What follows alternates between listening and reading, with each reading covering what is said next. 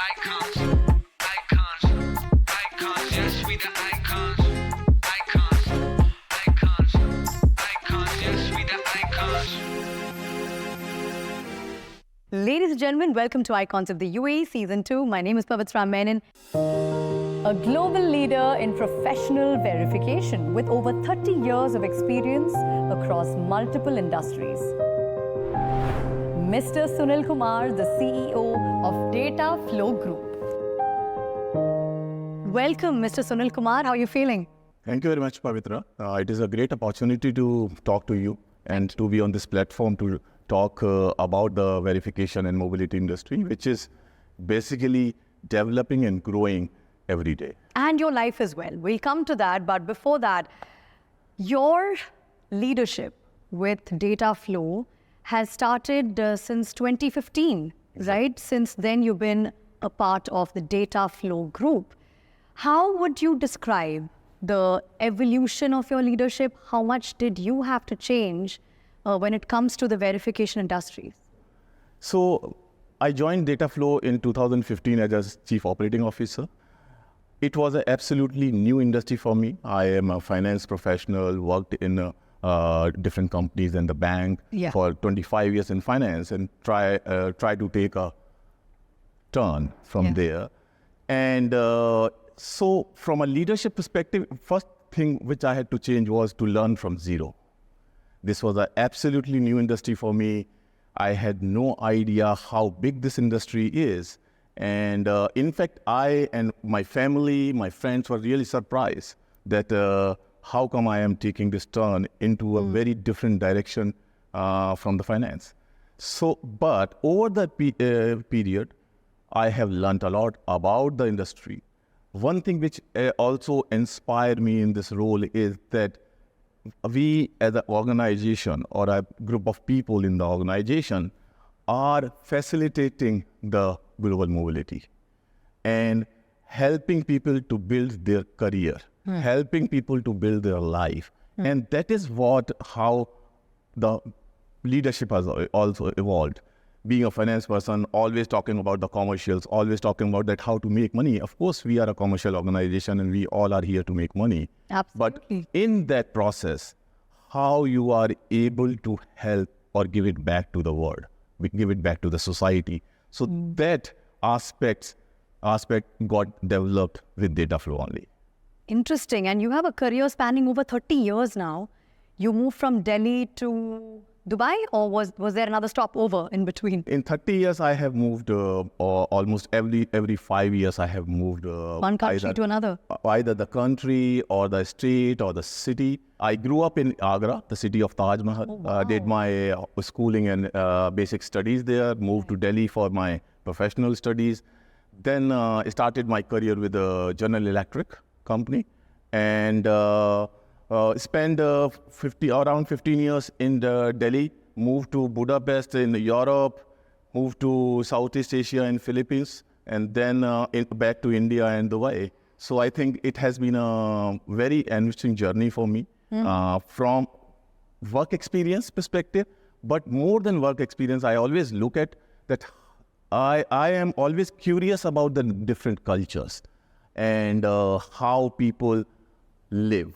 Yeah. What is their thought process? As they say, you are from India, that every 100 kilometers, the language and the culture and the dialect and the water changes. Yeah. And now imagine about the countries. If you are going to a different countries, and that is what I love.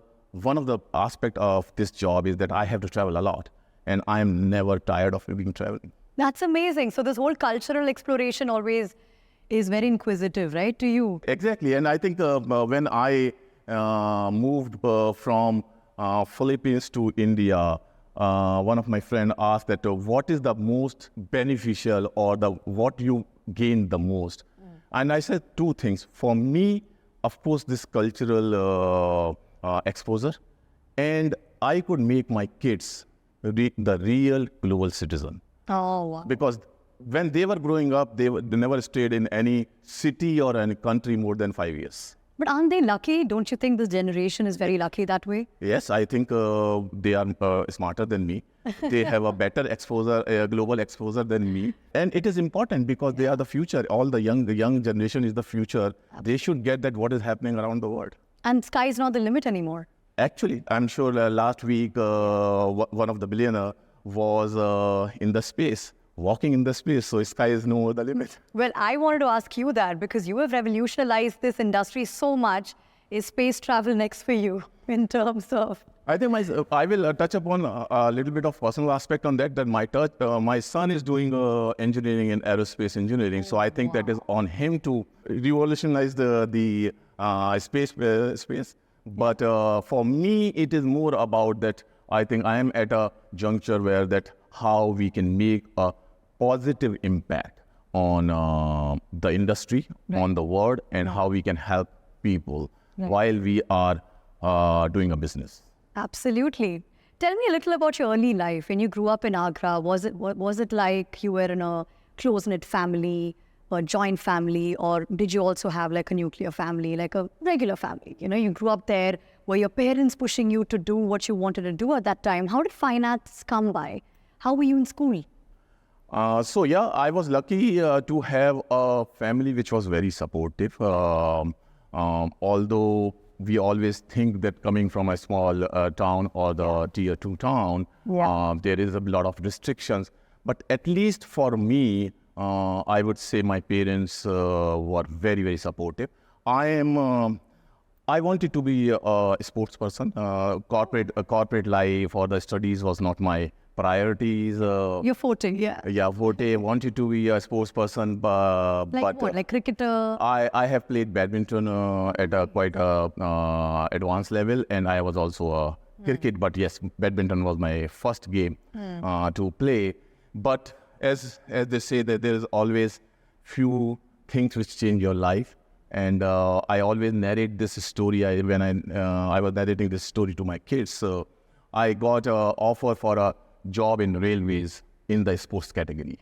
So Sports quota. Yeah. Quota looks like a little negative. That's why I don't use the quota as a word. It's a sports category. Yeah, but we all said railway quota and sports quotas and all of that. Yeah. But now the quota is becoming. Oh, really? I didn't know that. So I got that for the badminton. I had to take a train from Agra to Mumbai and go there and join them.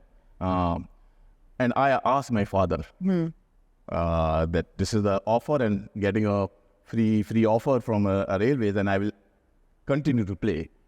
And he was very supportive. He said that this is your life. You decide what you want to do. But don't look at only next 10 years because that is your sports life. After 35 or 40 years of age, you will have to do something different. So is that what you want to do? And take your decision. And today, when I look back, that I did not take that train. I started my career into auditing, financial consulting, joined an organization. My first aspiration was to become a reasonable leader into the finance. And then I took up a role of a CFO for one of the GE business. And then I planned, okay, what is next? Actually, in the beginning of the career, one of my mentors asked that what exactly I want to do or what is my goal. And I told him that as sitting today, I can only think about that I want to be a CFO of a business. And once I became the CFO of the business, I worked there in that role for 5 years. The question was, what next? And that is where... Is that a question you always get? Because somebody who's jumped industries, they always want to know what's your next move. More than a move, that I always ask this question, that am I really bringing a value to this world? Am I really adding something to this world? Am I really helping somebody to do this? And if that is answer is that yes, you have reached to a level where the value addition is going down, then what is the next I should be doing? Is it relevance or is it value addition? I think I will say the value addition because every individual in this world is relevant. When we say that I am not relevant, that is in that particular context. you might be relevant in different contexts. So I think, again, I choose my words very carefully so that there's no negativity coming inside, because Absolutely. I think that is what Yeah. keeps going, that how positively you think about. Positivity is not about that you talk about the success and all. It is all about that how your thought process works in a direction where you are able to add something. And also from a personality point of view, I am a more of a curious guy. I am a more of a like, what next? Inquisitive person. Inquisitive person that thinking about experiment. I'm very, very experimental. I'm not going to let you spill too many beans here and get into trouble because of me. But of course, speaking of curiosity and exclusivity, we're going to come back to all of that with something really special that's happening in your life, in your career. But before that, this is Icons of the UAE Season 2. My name is Pavithra. Stay tuned. We have a lot more happening on the episode. Icons, icons, yes, we the icons.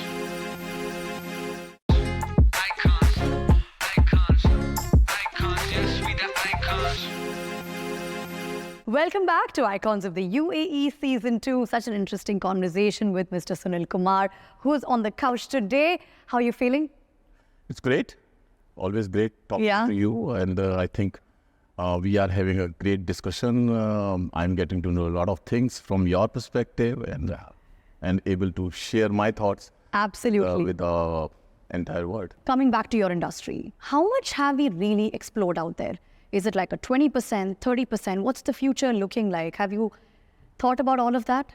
Because we've already seen there's ChatGPT, there's AI, there's blockchain technology that's taken over. How many rapid changes are we going to be seeing next? So, verification industry has been evolving, and it will keep on evolving. The biggest driver of this evolvement is the mobility. As the globalization is happening, a lot more people are moving. So last statistics is in 2020, almost 281 million people migrated from one country to the other country, from one place to other place. Yeah. So now this number is going to increase. It will never decrease, because the population of the world is increasing, and also the global opportunities are increasing. But when I joined DataFlow in 2015, first question was, what has changed in last 15 years? And answer which I got from the information, from the research, from the colleagues, was that very little. We still do a majority of verification the way it used to happen in 90s. Oh, really? Exactly. But I thought we've moved from analog to digital in like 20 years. And that is what the change is coming. So now the kind of change what we have seen in last 7 to 8 years is very, very rapid. If you ask me, there should not be a verification. Oh, why is that? In the digital world, your information is available digitally, my information is available digitally. Everyone should be able to find out, why do we spend weeks and months to do the verification of a person? If I have done a master's, I have done a master's. And that is where DataFlow is making a huge difference. DataFlow has been pioneer in using the blockchain. We started using the blockchain 7 years back in this industry. We introduced the concept of having a digital wallet. So for me, every individual who wants to move should have a digital wallet. It is like LinkedIn, but with a much more advanced technology. A digital wallet where all my information, my education, my experience, my licenses, whatever I have done is all verified. And I should be able to take that as a passport and show that I am Sunil Kumar. These are my studies, these are my experiences. You don't need to verify because it is all on blockchain. Right. The next step is how to link with the source data. So how we are able to link directly with my college, with my previous employer. Right. So this, we don't waste time. Again, as I mentioned, this whole verification process is about building careers. This industry is always perceived as a policeman. But we started thinking it differently. Today, in our industry, in the niche what we have created, we are big in healthcare in GCC. We serve all the GCC country for verification. The defect rate or the misrepresentation of information rate is anywhere 3 to 4%. Oh, okay. Which is very high. Imagine out of 100 doctors, if 3 are not fully qualified or not that what they say, how dangerous it could be. But what about the 97% people? Those who are clean, those who are fair, those who are qualified, why they should go through the same grill or drill of waiting for the verification? Because till today, the verification takes a few weeks to few months. If I have a job, I should be able to join tomorrow. Correct. And that is what DataFlow is trying to drive through this product called TrueProfile.io. Sorry, what is that again? TrueProfile.io. TrueProfile. Basically, the profile which is true, which has been verified by DataFlow. And once it is on the True Profile, you don't need to verify that document again. Oh, wow. That's amazing. And you are more of a Gen Z person, yeah? The thoughts that you have, the content that you watch. You just told me that you watch one of the chick flicks on Netflix or Amazon Prime, which is great. As my family call me, that I am a TV buff.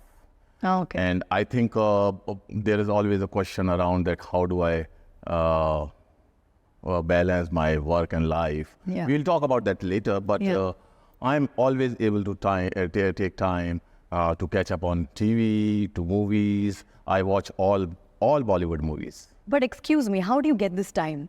How do you make this kind of a timetable for yourself when you're extremely busy? It's not like a 9 to 5, right? You're always on call. You're always there to guide them and, you know. But that also gives me a flexibility to find time anytime. I might watch a TV at 11 a.m. or at the midnight, because that is the flexibility I have, that it is not a 9 to 5 job. Or is it a pressure coming in from your daughter? No, I think... I think we need to ask her that. Absolutely. I think, but I'm sure some of the likings are common, the kind of shows we watch, but I'm not a Gen Z person. Right. She is in that category. Yeah. But so of course, you get to learn a lot from different series. Of course, this one we are talking about, it tells you that how the young generation think. Yeah. What is the way of their life taking it forward? You know, we've had a lot of serious conversations about what you do in your career and this ever-growing industry, but we need to take it on a lighter note. And the person who can make that fun and light is your daughter, Diksha. So let's take a break and come right back, and let's have Diksha with Mr. Sunil Kumar on Icons of the UAE Season 2. Stay tuned. Icons, yes, we the icons.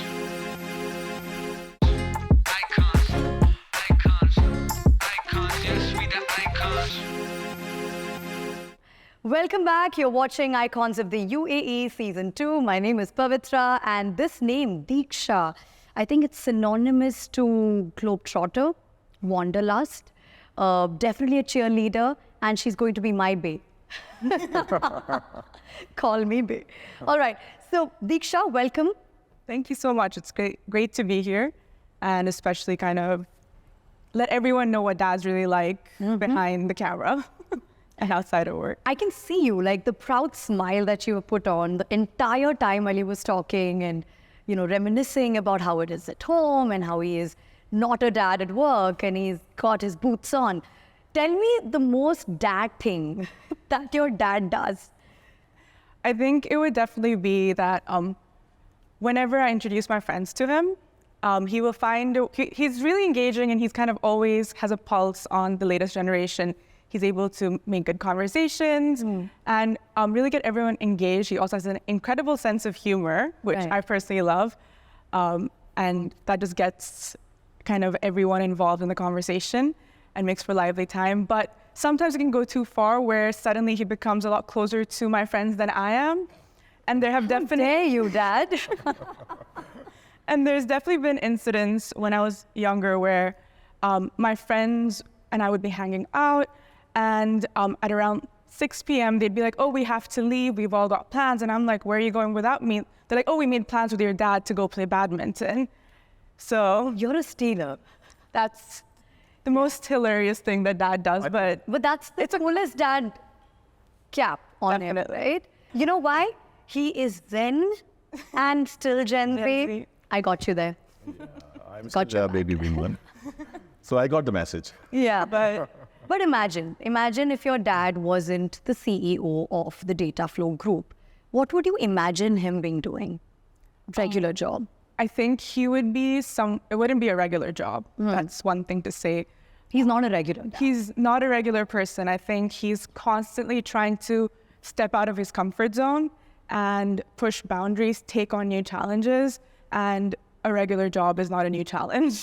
That's so true. I would see him somewhere in the mountains, going on hikes, Wow. maybe scaling Everest, definitely jumping out of way more planes, Oh, wow. scuba diving, maybe 3 days after that, kind of continuing to travel, but with a different purpose. Zen Z Kumar. That's amazing. No, let's call it baby boomer Kumar. Yeah. Has a habit of Gen Zs. That's true. But what's the most adventurous thing that you've done till date? Taking a solo skydiving jump. And just let me spill a bean. Yeah. Diksha is certified skydiver. Oh, wow. But I owe it to him. And the most interesting is that she has fear of heights. How did you do that? As I said, I owe it to him. For context, he has a way more crippling fear of heights than I do. And despite that, his first skydive jump was a solo one.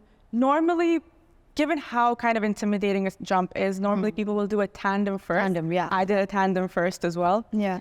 But he kind of threw that all out the window, did ground training, and just jumped solo, pulled his own chute, landed himself, everything. Which, again, he has a fear of heights, and no matter how much ground training you have, nothing can prepare you for Yeah. jumping out of a plane and the adrenaline shock almost that you receive from it. But even my skydiving license, I owe it to him. I had a fear of heights. I was out with a couple of friends who kind of wanted to do the tandem jump. And when my moment came, I was extremely frightened, right? So I gave my parents a call, I gave Dad a call, and I was like, I can't do this. I know I told you that I'll try this new experience, but I'm calling it quits. Yeah. Yeah. And his response was simple. He's like, you know what? Don't call me until you've jumped out of a plane. Wow. That's the first And then a dad can ever say. But and then that gave me the motivation to kind of do it. And that completely changed my life. And then, of course, after that, one of my primary missions was to get licensed and kind of continue to grow on that path. It's been great having conversation with you two. Most importantly, Mr. Sunil Kumar, there's only onwards and upwards in your life, and may you always be blessed with prosperity and happiness. Thank you, Pavithra. It was really great talking to you. Same. It was a great time I spent here, and looking forward to interact with you more, and Next season. inviting you home for that halwa. Lapsi. For that- For Lapsi, yes. Lapsi. Yeah. Terrible That's going to be the lap context for of the episode. Lapsi in their house at the, of course, humble abode of Mr. Sunil Kumar. But thank you so much. It's been such a great pleasure to have you guys here. This is, of course, a wrap up on this episode. We'll be back with more on Icons of the UAE Season 2. And my name is Pavithra Menon. Cause we so iconic, yes, we so iconic. We iconic, so iconic. We the legends, we the leaders and guides, yes. Pushing progress to the Mr. Sunil, I'd like to ask you what really about DataFlow you're most proud about? I am incredibly proud about DataFlow for its contribution to global workforce mobility and providing the risk-free environment to the governments. So we are serving all the Gulf region where we are able to verify the documents, we are able to justify that the people, those who are moving to these countries, are really qualified and they have the quality to work anywhere in the world. We iconic, so iconic. Icons, yes, we the icons.